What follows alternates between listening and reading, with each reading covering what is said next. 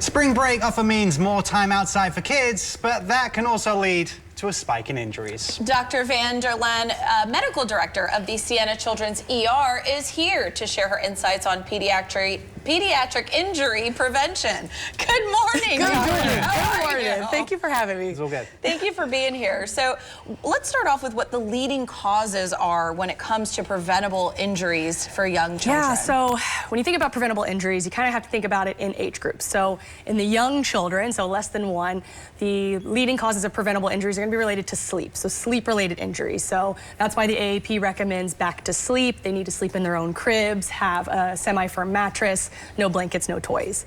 When we think about the kind of the toddler age, that's when we start thinking about drowning. As we go into the warmer months and to this pool season, which I'm also very excited for, we do see a spike in pool-related drownings. We always tell parents, you know, we want to make sure that the kids are within arm's length of a parent. Someone should be designated as a water watcher to make sure that the children are safe. But I also want to remind people that drowning don't happen just in pools. They can happen in your bathtubs. It only takes a couple inches of water. And then we talk about older kids, the school age, the adolescents. That's when we start thinking about motor vehicle accidents, firearm-related safety, and then, of course, e-bicycles are on the rise of causing a lot of injuries. Yeah, the e-bikes, some of those injuries are crazy, but you did mention car accidents. Still one of the leading causes for serious injury and death. Correct. For kids out there. So what can parents and guardians at home do to help protect their kids and make it safer for them on the roads? Yeah, so children under the age of 2 really should be in a rear-facing car seat. They really should stay rear-facing up until the point they can't fit anymore. So I always tell parents, until their little legs are pretty much stuck on that back seat, keep them rear-facing. It's the safest place for them. Once they are forward-facing, making sure that they are in a booster seat, making sure that you're following the guidelines that follow onto those different mechanisms or different contraptions that they have for kids. And then really children should not be sitting in the front seat till they're above the age of 12. They should be still in the back seat. Once they're above the age of 12 and tall enough, then they can move to the front seat. And that's just really related to the airbags. We don't want them to hit them at the wrong place and cause more injury. And then, of course, our driving teenagers, we want to make sure that they're following the rules, always wearing a seatbelt when they get behind the wheel of the car and following the rules of the road. Right. Yeah. When it comes to preventable injuries at home, what should parents really be mindful of, really across all ages? So kids get into everything.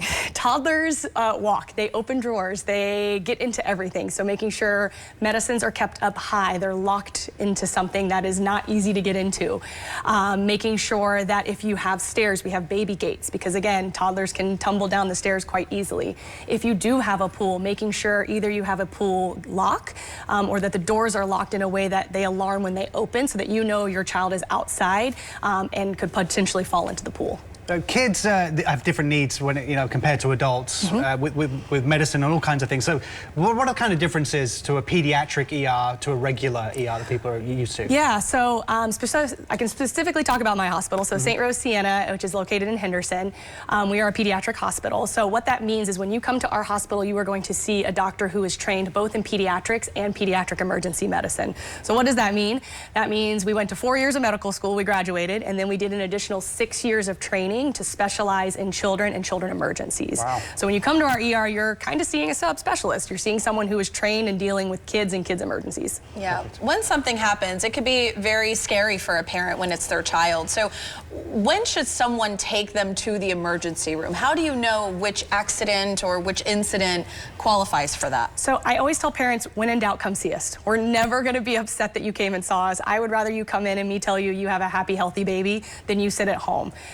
That mom guilt, that dad guilt, that gut you have down in the pit of your stomach is usually true. But I always tell parents, anytime they're struggling to breathe, if they're not acting right, they're not responding to you, this is a time you need to come and see me immediately. Is there like a common theme that happens at springtime with related to, I know you've alluded to some of them, but is there something that people can do at home just to make sure that those really seriously preventable or really obviously like silly little things that happen around the home that make it safer for the kids this time of year? Yeah, so we're getting out of winter season, so we're hoping that flu season is soon to end. We're right in the middle of flu and RSV season as we start going into the spring season. So making sure our kids are safe around the pool, making sure we're putting on good sunscreen, make sure when we're going outside we're drinking more water. It's hot here, we're in the desert. So making sure our kids are prepared for being outside when we're entering our spring sports seasons, we're entering soccer soccer, basketball, all the fun stuff. Making sure that our kids are ready for it, making sure they're drinking well, protected, and that they can do their sports safely. Great stuff. Well, Doctor, thank you so much Yeah, for joining thank us you. and all your insight this morning. Stay ahead of the game this spring break. For more information on steps you can take to prevent children's injuries, head to dignityhealth.org/NVkids.